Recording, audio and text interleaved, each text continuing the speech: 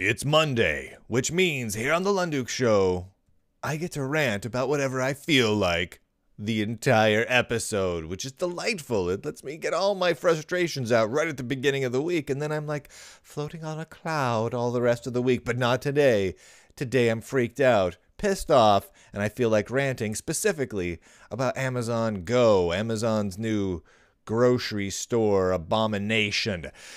But before we get into that, let's talk a little bit about one of the show's sponsors, System 76, specifically the Lemur. This is a beautiful little laptop. This is technically System 76's lower end of their laptop line. They've got big, beefy laptops, like with desktop-class processors and high-end GPUs and everything in it. The Lemur's nice.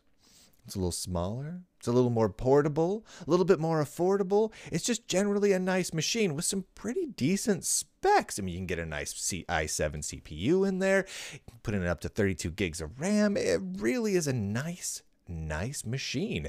And I like this machine. I've been trying to think lately about what I want in a laptop. And there's a couple of System 76 laptops I really like. I really like the Go Pro. It's kind of an ultrabook. It's sturdy. It's metal. It's hard. It's nice. I like their Bonobo and Serval workstations. They're big, beefy, thick, heavy laptops with desktop processors in them. But the Lemur, well, the Lemur I just keep coming back to. It's affordable. It's not too expensive, not too heavy, kind of lightweight. It's just a good ships with Linux sort of laptop. Can't really go wrong with that. Anyway, find out more over at system76.com. That might be the way I go in the future. All right. Let's talk about Amazon Go. If you've been watching the news, you've probably seen a little bit about this. This has been in a test for about a month now. Earlier in December, Amazon opened up their store. Now, Amazon bought Whole Foods. This isn't related to Whole Foods in any way. This is really their own thing. It is a grocery store, kind of a smaller grocery store, that has no cashiers. None whatsoever. They track what you're holding or what's in your cart, what you pick up off the shelves as you wander around the store, and when you leave the store they charge the credit card that you have on file with them. They have an accompanying cell phone app if you have a nice smartphone, PDA, whatnot. No PDA, they don't do PDAs anymore. It's a nice smartphone, a little Android or Fire or iOS. Are there Fire phones anymore? I don't know, they might have given up on that. And it just tracks you and charges you. And it's creepy as all hell. Basically, this is a small store with hundreds of cameras tracking you everywhere you go in the store. Sensors everywhere. There's even weight sensors on the shelves. And it knows when you pick something up and when you put something back. And that's how it maintains your cart. And then when you leave, it charges you. There's a certain appeal. And I get the appeal. People don't want to wait in line. Waiting in line to check out sucks. You don't want to go to a grocery store and spend just as much time waiting in line as you spent shopping for the 10 things you came there to pick up in the first place. I get that. It's a reasonable frustration to have. But this is so completely wrong and problematic on so many levels. Security, privacy, all of the safety, and just general usability problems kind of fly out the door. This becomes a big issue, and it's not an isolated one. This is not Amazon coming up with some sort of little rinky-dink small store to try out a couple of technologies. They're growing this. They're growing this big time. If you go to Amazon right now and you look for jobs specifically relating to Amazon Go, there's 41 Amazon Go specific jobs. Remember, if this is one tiny little mom and pop shop sized grocery store, you probably aren't going to hire 41 new people to work as IT product managers, software developers, etc. on such a store. That would be pointless and not a good return on investment. They're growing this concept. They're growing this concept significantly, and it doesn't stop at a grocery store. Here are a couple of the projects that feed into Amazon Go. The first one is called Amazon Recognition, and recognition is spelled wrong. It's spelled with a K because they're cool like that. And They call it a deep learning based image and video analysis. Holy moly. Whoops. I think, did I skip ahead a little bit there?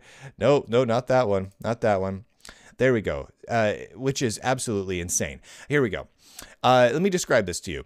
Amazon Recognition makes it easy to add image and video analysis to your applications. This is kind of just an API they allow anyone to use. You just provide an image or video to Recognition with a K API, and the service can identify the objects, people, text, scenes, and activities, as well as detect any inappropriate content. Amazon Recognition also provides highly accurate facial analysis and facial recognition. You can detect, analyze, and compare faces for a wide variety of user verification, cataloging, people counting, and public use safety cases. Holy hell, that raises a lot of alarm bells. And it continues. This is all from Amazon's site, by the way.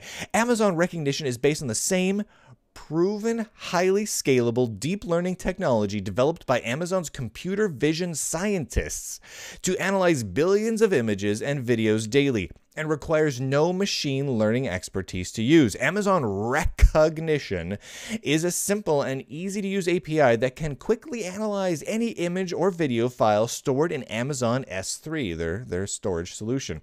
Amazon Recognition is always learning from new data, and we are continually adding new labels and facial recognition features to the service. That is just so messed up. That is just entirely, that is 3 different kinds of friggin' messed up. And this all ties into something called kinesis. I'm not sure how they pronounce it because they don't seem to adhere to things like spelling and grammar over at Amazon when they name things. So I don't know if this is kinesis, who knows. But if you go over to Amazon and search for this, this is a system, is kind of a more generalized system for, and I quote, easily collect, process, and analyze video and data streams in real time. Now, this all ties back into something called Lambda, which is another service of Amazon Web Services where they allow you to run code without thinking about servers. Pay only for the compute time you consume. Okay, well, let's look at that a little bit more. With Lambda, you can run code for virtually any type of application or backend service. This is going somewhere. All with zero administration. Just upload your code and Lambda takes care of everything required to run and scale your code with high availability. You can set up your code to automatically trigger from either AWS services or call it directly from any web or mobile app. It's messed up. Amazon Kinesis makes it easy to collect, process, and analyze real-time streaming data so you can get timely insights and react quickly to new information. With Amazon Kinesis, let's go Kinesis, you can ingest real-time data such as video, audio, application logs, website click streams, and Internet of Things telemetry data for machine learning, analytics, and other applications. Amazon Kinesis enables you to process and analyze data as it arrives and respond instantly instead of having to wait until all your data is collected before the processing can begin. Holy crap. So what we have here, oh my God, what we have here is not just a store that is a kind of a proof of concept. What we have here is Amazon putting a huge amount of resources into detecting where people are, what they're doing, what they're holding, what they have touched, where they have been, etc., how they feel, what expression is on their face. Are they constipated? They want to know everything about you at all times, and they want to make it extremely easy for people to implement those same bits of functionality in any device, Internet of Things device, cell phone, consoles, TVs, whatever, everywhere at all times. This store has hundreds of cameras doing this constantly. It knows how you feel. It knows what you're holding. It knows all of it. And the problems here are manifold. First, there's the privacy issue. Clearly, you don't have a right to privacy in any of these scenarios. Now, when you're out and about in a public place, you don't really have a right to privacy anyway. But when you're at home, you do. The services that Amazon is developing, building, and making available to other people as part of their business is inherently attempting to get rid of your right to privacy at home. Because the same functionality that is powering Amazon Go, Lambda, Kinesis, and the wonderfully named Recognition are all being made available for people making IoT devices, such as webcams at home, stoves, crock pots, nanny cams, children's toys, your tablet, everything. Everything. That means that you do not literally have a right to privacy in your own home anymore.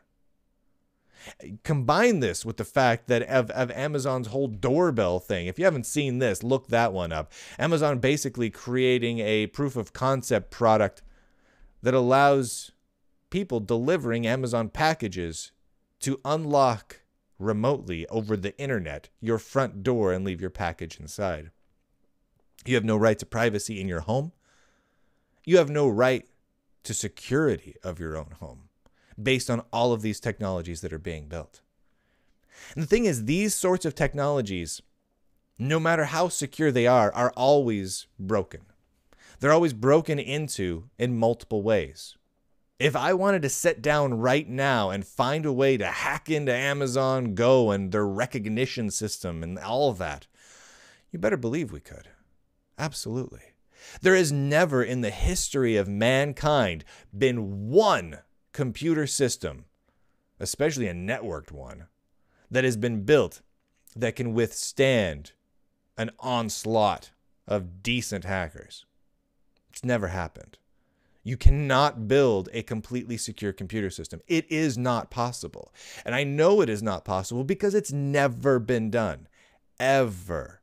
Which means developing a system like this is inherently, obviously, and without exception going to end in tears and in data about you, me, Amazon, and everyone else, which includes where we've been, what we bought, what we looked like, who we were with, the credit cards we used, everything. It will get into the hands of people that not only we don't want it to be in the hands of, but neither does Amazon. It will happen. There is no exception to this rule, which means, to paraphrase a very smart, very old dead dude, if we give up our essential right to security and right to privacy for a little bit quicker of a checkout time, we deserve neither and probably will get our data leaked online. Something like that. It goes something like that. And that's just assuming the problems with someone hacking into the system. That doesn't even get into the point where the government and other corporations can strike deals with Amazon and have to get at that data. The more data they collect on you, the more data there is to turn over to law enforcement, to government agencies, to other companies that you have no relationship with and have no interest in them knowing about your shopping habits. Well, now they can. It's pretty awful.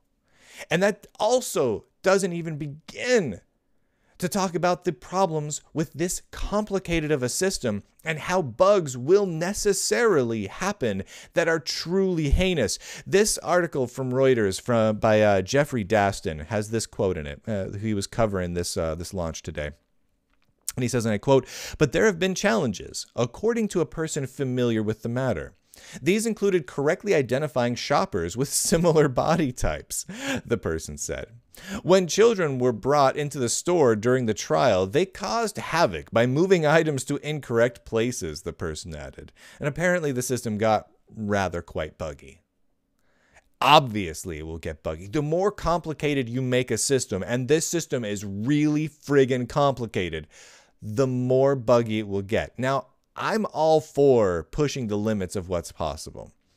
Image recognition is an incredible piece of technology that can be used for good in many different circumstances. However, putting it in a situation where the whole point of the use of that technology is to monitor, catalog, and track exactly what you do at all times, providing you with no new functionality. You don't get anything new from this. You still buy your frozen pizza or your frozen burrito at the same place and pay for it with the same money and get it home at roughly the same time. The difference here is not that extreme. But yet, we're putting so much data into this that even the smallest little bugs could wreak absolute havoc on our personal lives. And Amazon knows this. They're not stupid. These are smart people. They know absolutely that is the end result here. And yet they do it anyway, which means that there is a very big financial incentive for them to do so. This is about data collection, pure and simple. This is about collecting your data and my data and watching our lives and making the very most mundane tasks involved in keeping us alive, like purchasing a little food, a core part of their data collection business strategy going forward. And that friggin' pisses me off because they know that that is the result. They know that's the goal, and they're not being honest with us about it. That's just the fact of the matter. There's no way this doesn't end in tears. There's absolutely no way. This is going to be awful for everyone forever. This is, when have you, I, or anyone else watched a movie from the future with this sort of detailed tracking and surveillance where it didn't go horribly bad? It doesn't exist. It's going to go bad. It always goes bad. Either it's funny because it gets so buggy, and you bought a frozen burrito and it charged you 50 million credits or whatever, and it's kind of funny that that happened. Or it won't let you out of the place because it thinks you didn't pay, and so the robotic turnstile locks you into the place. And those are funny things, inconveniences. But usually what it ends up being is someone who doesn't like you manages to get a hold of this data in real time, which again is the whole point of the recognition program. Recognition and kinesis. Collect, process, and analyze video and data streams in real time. Get a hold of that data in real time. Watch you, monitor you, hurt you. There's no way around it. This is bad. This is really, really bad. Well, shaking that off momentarily, this episode of Sadness is brought to you by my good sponsors over at Pogo Linux.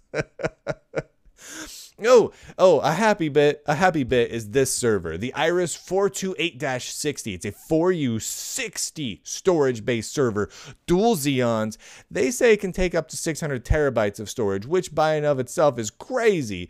However, I think it can go a little higher than that. I've got a funny feeling. Flexible networking options. It's got a 2,000 watt redundant power supply. It is absolutely a beast, and it is gorgeous to look at. It is so hardcore. I do not have a server like this. You can find out more over at pogolinux.com and Lulzbot.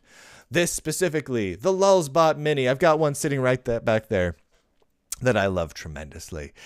Prints a nice little 6-inch by 6-inch by 6-inch cube area, which means that most things you're going to want to build, you can reasonably build. Toys, cookie cutters, I've tried that one recently, cases for your Raspberry Pis, small moving parts, replacement Legos, Lego-like building bricks, things like that. This is absolutely big enough for that, and it is an absolute delight to use. It's a fantastic 3D printer. You can find out more over at lulzbot.com. Oh yeah, if you go to lunduke.com, I'm bringing my books all back for publishing. You can get the first of those physical books, Linux is Badass, slightly more badass edition, which the first Linux is Badass published 4 years ago, something like that. This was an updated edition that came out about a year or two ago, and now it's available in print, in trade paperback form. If you go over to lunduke.com, there's the Lunduke store up on the top left-hand side. You can check it out right there. It is not a redeeming book. There's nothing good about that book. In fact, in the back, it says so. It specifically says on the back, this book has no redeeming value. Do not read it. Signed me. And I stand by that. It does not have any redeeming value whatsoever. It is simply a goofy book filled with swear words about Linux. If you feel like you need to have those things in your life, go over to lunduke.com. And I'm adding more shirts to the shirt store at the bash prompt. Kill All Humans. The Kill All Humans shirt is now available for everyone else. Thank you to my Patreon supporters, all of these fine folks, and many, many others. The 500 plus some odd of you that help make this show possible, along with the sponsors. Wouldn't be doable without you. This was the end of the show on Monday. Come back tomorrow. We're going to be doing the weekly Linux news. And then we got more shows all friggin' week long. Thank you again for everyone for tuning in. And if you have not seen it, this show is now available as an audio podcast free for everyone. If you go over to lunduke.com, click on any of the shows, and then at the bottom of each show, you'll have some links for subscribing to the RSS feed. Or you can also get it in Google Play Music and something. I don't know. There's a whole bunch of podcasty aggregatory thingies. You can get it on a whole bunch of them. And again, thank you to everyone who sponsors this show. It really does mean a lot that you guys help me, well, just rant and rave about things for however many minutes this was every Monday. It makes my life so much better. Oh, seriously though, Amazon Go is going to destroy us all.